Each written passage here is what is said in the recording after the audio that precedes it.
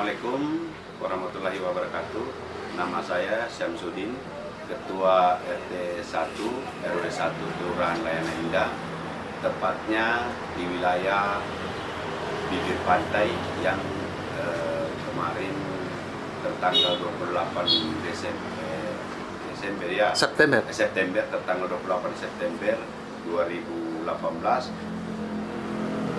pada saat gempa yang berkekuatan 7, sehingga di wilayah saya mengakibatkan tsunami.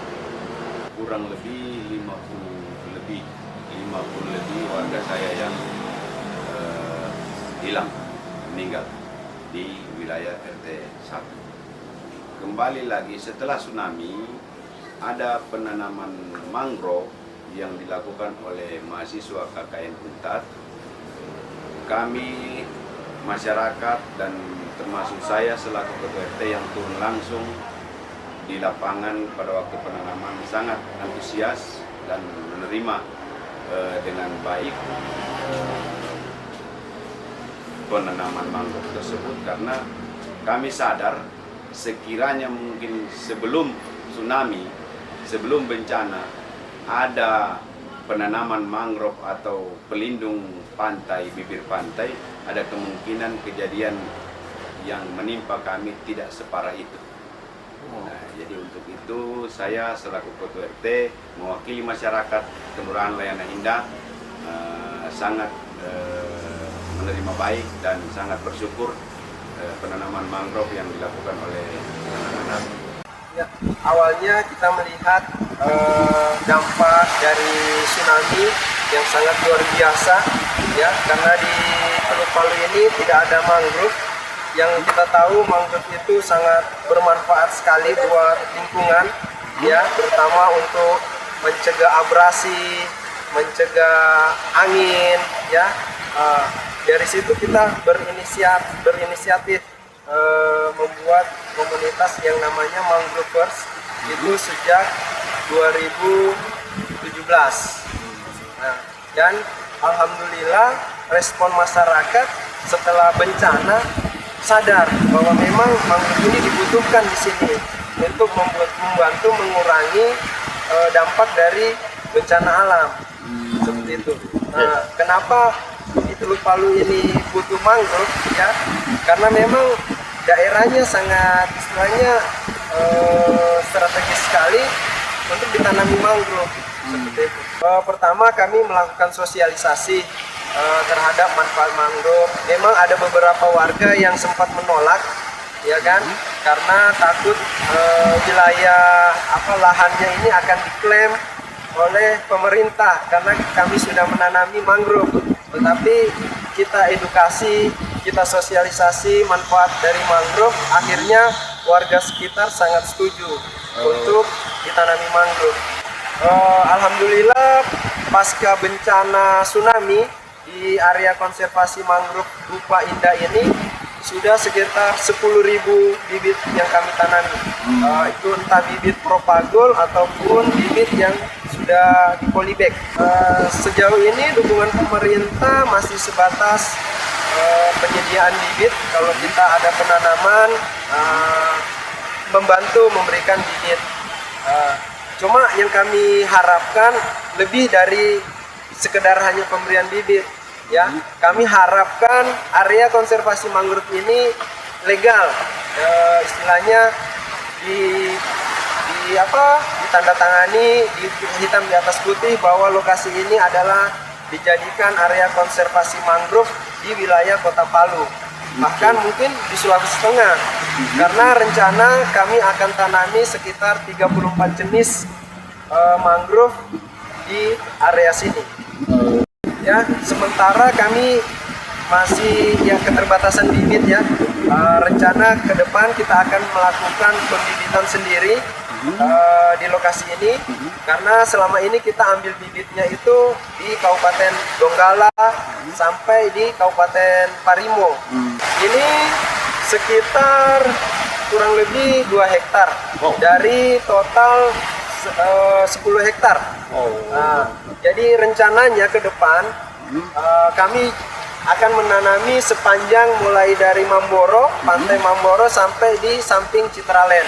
Itu akan kami tanami mangrove tanpa dukungan dari berbagai pihak, terutama pemerintah daerah ya atau dinas terkait lah, dalam hal ini DLH, terus DKP, karena mangrove ini ada di bawah naungan dinas tersebut.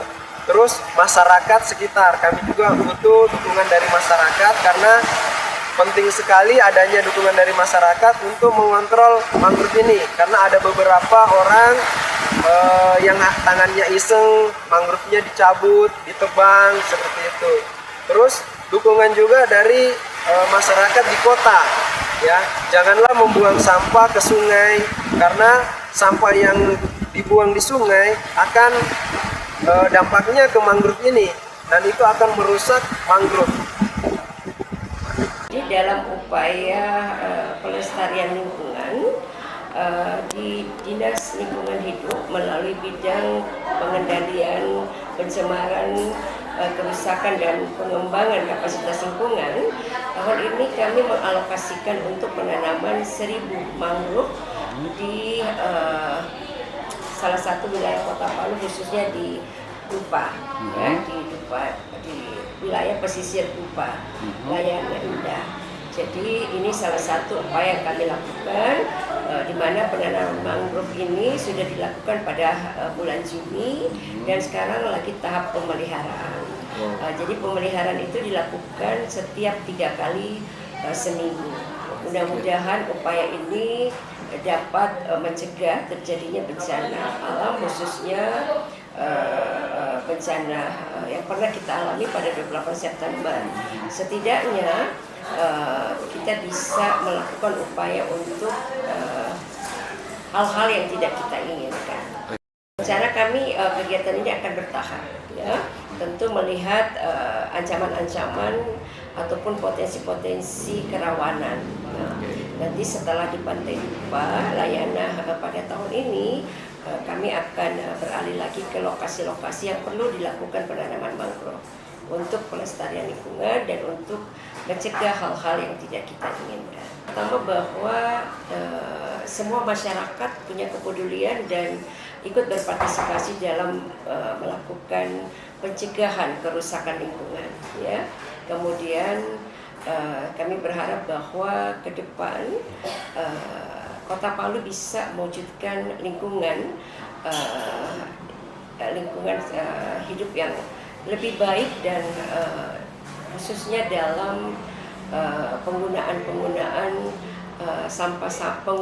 bahan-bahan yang akan merusak lingkungan atau berdampak terhadap lingkungan untuk kedepannya dapat kita kendalikan bersama.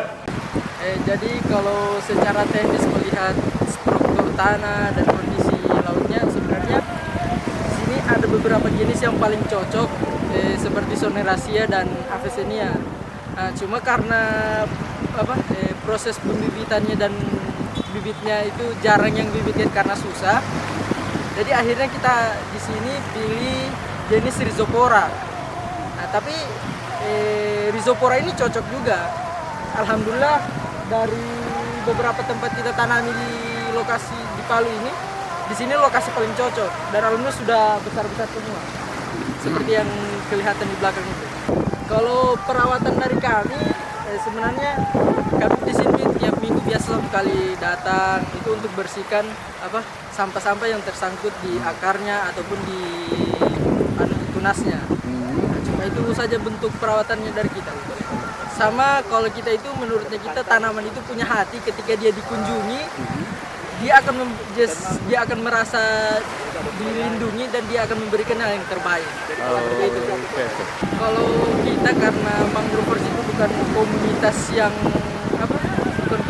yang bagaimana yang harus administrasinya bagus saja.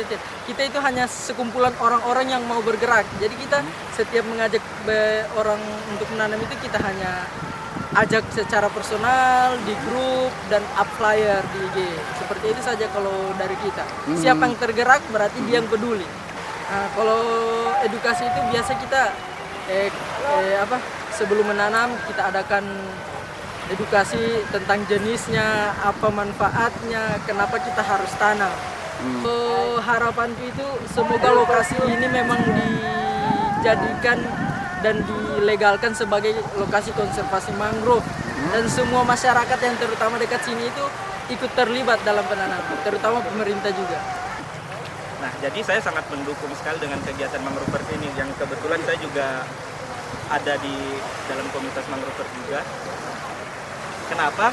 Karena betapa pentingnya tanaman mangrove ini untuk wilayah pesisir, khususnya di daerah terdampak kayak di Pantai Dupa ini kan kita tahu pada 28 September kemarin sempat terjadi bencana besar, yaitu namanya gempa bumi yang dilanjutkan dengan tsunami yang mengakibatkan